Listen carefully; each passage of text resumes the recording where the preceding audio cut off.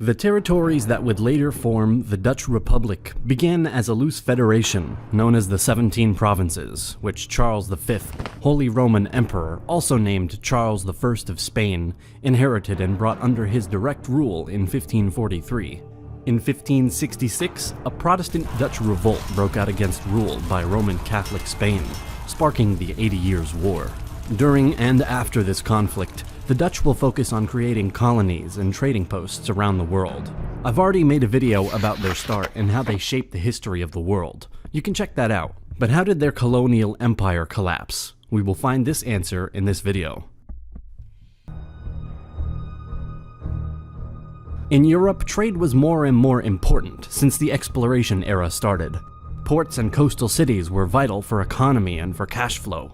One of Europe's most important commercial cities was Amsterdam. The city became a true center for trading, shipping, and commerce.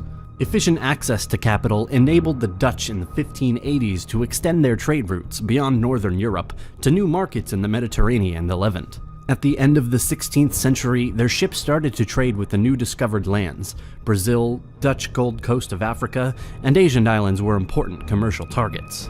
This brought the Dutch into direct competition with Portugal, which had dominated these trade routes for several decades and had established colonial outposts on the coasts of Brazil, Africa, and the Indian Ocean. From this time, the Dutch started to have small colonies, plantations, and trade posts around the world, in North and South America, in Africa and Asia.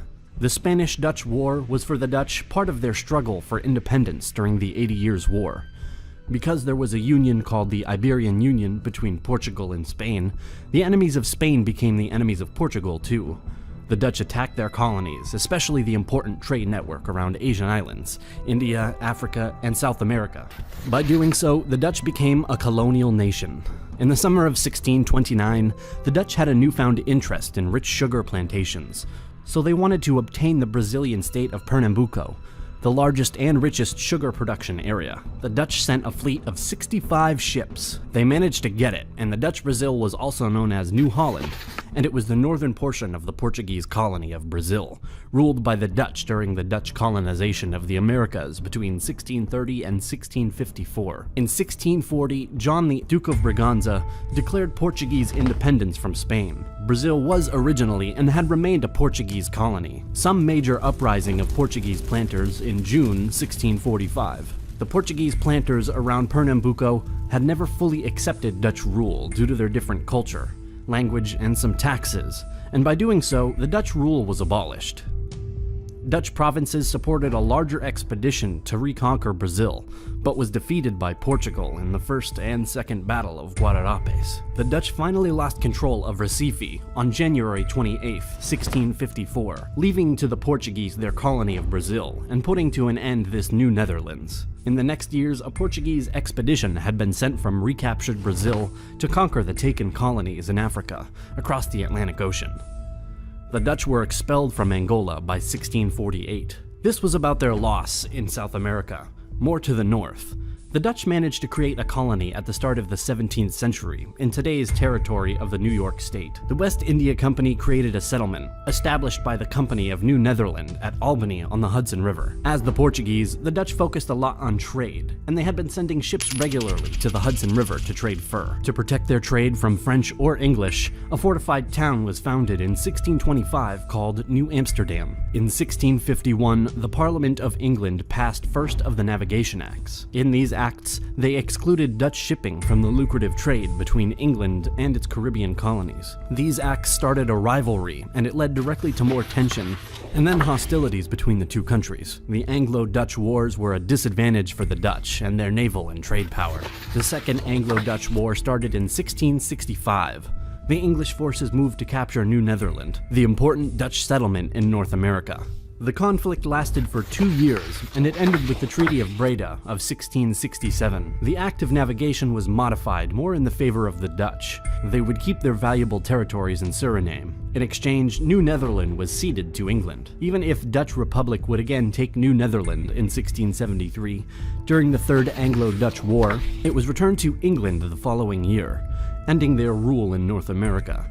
leaving behind a large Dutch community. In the same period, on the other side of the world, conflicts with Ming China existed, mainly due to trade reasons. Chinese General Zhang Zhangong attacked and invaded Formosa. The Dutch defense, led by Governor Frederick Coyet, resisted against the Chinese for 9 months, but in the final, Fort Zeelandia surrendered, ending the Dutch rule in this territory. During the American Revolutionary War, Britain declared war on the Netherlands, the Fourth Anglo-Dutch War, in which Britain seized the Dutch colony of Ceylon. Under the Peace of Paris, 1783, Ceylon was returned to the Netherlands. In the middle of the 17th century, the Dutch managed to colonize territories in South Africa. In 1795, the French Revolutionary Army invaded the Dutch Republic and turned the nation into a satellite of France, named the Batavian Republic. Britain, which was at war with France, was now at war with the new Batavian Republic, and soon moved to occupy the Dutch colonies in Asia, South Africa, and the Caribbean. Under the terms of the Treaty of Amiens, signed by Britain and France in 1802, the Cape Colony and the islands of Dutch West Indies that the British had seized were returned to the Republic. Ceylon was not returned to the Dutch and was made a British Crown colony. After 1 year, France and Britain will be at war again. The British retook the Cape Colony and also invaded and captured the island of Java in 1811. In 1806, Napoleon dissolved the Batavian Republic and established a new monarchy with his brother, Louis Bonaparte, on the throne as King of the Netherlands. Louis was removed from power by Napoleon in 1810, and the country was ruled directly from France until its liberation in 1813. The Napoleonic Wars created big losses for the Dutch. Being under the French rule in one way or another, some of their colonies were conquered. The Anglo-Dutch Treaty of 1814 will ratify that. Britain will get Cape Colony, Guyana, and Sri Lanka. Anglo-Dutch rivalry in Southeast Asia continued over the port of Singapore, which had been ceded to the British East India Company in 1819 by the Sultan of Johor. The Dutch claimed that a treaty signed with the Sultan's predecessor the year earlier had granted them control of the region. Again, tensions existed, and another Anglo-Dutch treaty was made in 1824. In this one, the Netherlands ceded Malacca and their bases in India to the British, and recognized the British claim to Singapore. In return, the British agreed not to sign the treaties with rulers in the islands south of the Straits of Singapore. After this treaty, in this part of the world, the islands were divided into two spheres of influence, a British one and a Dutch one. Netherlands will expand their possessions in East Indies, especially deep in their mainland, not only on the coast, having control of what is now Indonesia. In 1942, the Empire of Japan invaded the Netherlands East Indies, a territory rich in resources, vital for Japan at the time. The Japanese occupation of Indonesia during World War II encouraged the independence movement here. 2 days after the Japanese surrender in August 1945, some nationalists declared Indonesian independence. A 4.5-year struggle followed as the Dutch tried to re-establish their colony. Dutch forces reoccupied most of the colonial territory. As the decolonization movement started to rise almost everywhere in the world, international opinion favored independence. In December 1949, the Netherlands formally recognized Indonesian sovereignty. The Dutch, as well as other European powers, focused on new discovered lands, and they managed to establish important colonies and to increase their trade and cash flow. As the Portuguese, even if they were a power, they didn't have the necessary manpower or resources to establish very large colonies, and instead they preferred small ones and trade posts in key positions. Even if this was a good strategy, in time, due to rivalries with stronger and bigger nations, some of their possessions were lost, and in the 20th century, other colonies got their independence due to the decolonization period being encouraged by other powers.